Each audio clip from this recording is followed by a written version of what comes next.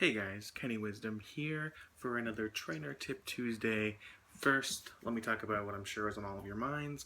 Where have I been? So I've gotten a few comments on Twitter, I've gotten a few comments on YouTube and Facebook about my absence, and first let me say that I'm really sorry. I went from making weekly videos, several videos a week actually, to kind of, putting out not all that much. I can explain why, it's been really difficult lately. I went through a move, as some of you know, and then school has just been very difficult this quarter. The update to PTCGO has not really made me want to play too much, but of course I was, lagging before then, so a lot of things just, in my personal life working against me, but we do have some new projects coming up. I will be returning to making videos as I used to be very soon, so just keep thanks for keeping along with me. I appreciate you guys and everything you do.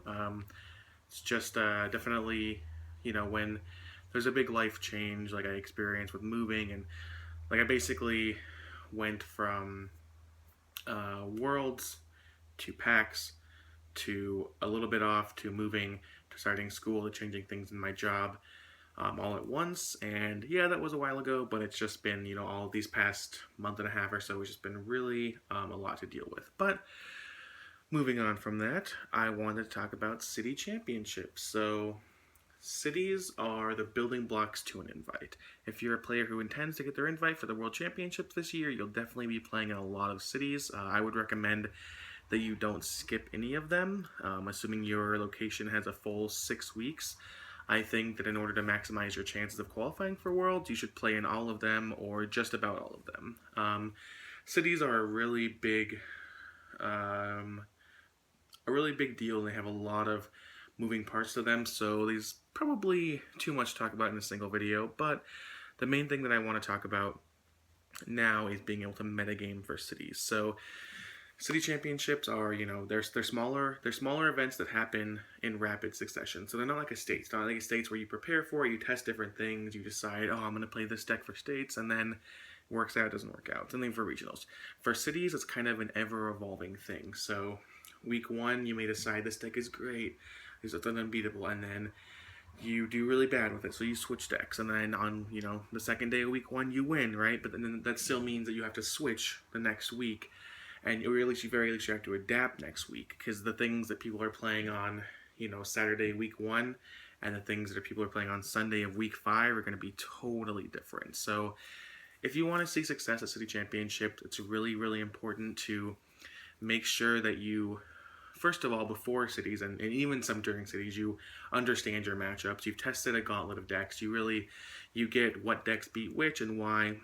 But then, once cities start, you adapt. You say, oh man, a player in my area, they won a cities with this deck, my deck's really bad against that deck, so what do I do? And sometimes it's not as simple as just, oh, I'm going to switch decks. I switch decks to a deck that beats that deck, because maybe the deck that she won with, everyone else is going to try and counter her now, and so maybe your deck's actually good. You really have to think through all of these different permutations that can happen. And I think that's something that is kind of daunting for newer players, especially if you haven't gone through that full cities run before, but I do think it's something that you can get the hang of once you start understanding how your metagame works, what the players are most likely to play in your metagame. You can kind of put people on different decks. I feel like, I know in my personal metagame that if the format is made up of 5 decks, and there's 15 players that I think are like the top 10 players in Washington, I can really probably predict what deck each of them is going to play with probably a 75%. 75% of the time will be correct. And I think that's not terribly off base. I think you really should be trying to do that. Obviously, there are things you need to do beforehand. Like I said, make sure your matchups are good. Make sure you're playing with good lists. Make sure you have your technical play down. But metagame is definitely a huge part of cities. And I think that the advice that I would give to make it as simple as possible is just sit down after every cities, look at the results, look at the players, look at the decks, and just kind of think, what would you do in this situation? And there are going to be some times when you're wrong. Maybe deck A wins, so you play deck B for the next tournament. You get there and everyone's playing deck C. Maybe deck A wins, so you're playing deck C, everyone gets there, they're still playing deck A, so, and your deck beats deck B, no one's playing deck B and you lose. So it's difficult. It's really not a fun experience at times, but I think it is a crucial skill that you can learn. Cities metagaming is very important, and metagaming in general, if you can get better at it, if you can start predicting what's good versus what you think people are going to play, I think you can really take advantage of tournaments, not only like cities, but states, regionals, nationals, worlds. It's a big part of being a competitive player. So, hope that helps. One big announcement I do have is that we will be launching a podcast very soon. I'm hoping that it will be up next week around this time. We've already recorded a few episodes.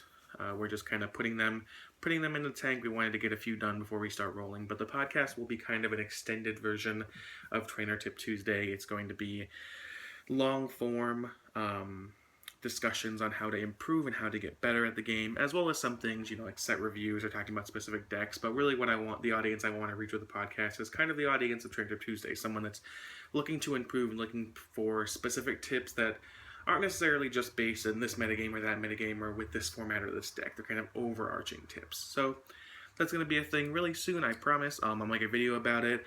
I'll probably put the podcast on here as audio just in case you guys would rather watch on YouTube than iTunes. But that's definitely one thing we'll be doing soon. There's a few more things in the works, but for now, please treat this as my return. I'm not going to say it's going to be perfect. I do still have a couple weeks of school left before I can kind of take a big break and kind of get back to content creation, but I'm hoping that from this point on I'll be putting out content with much more regularity, and thank you as always for sticking with me.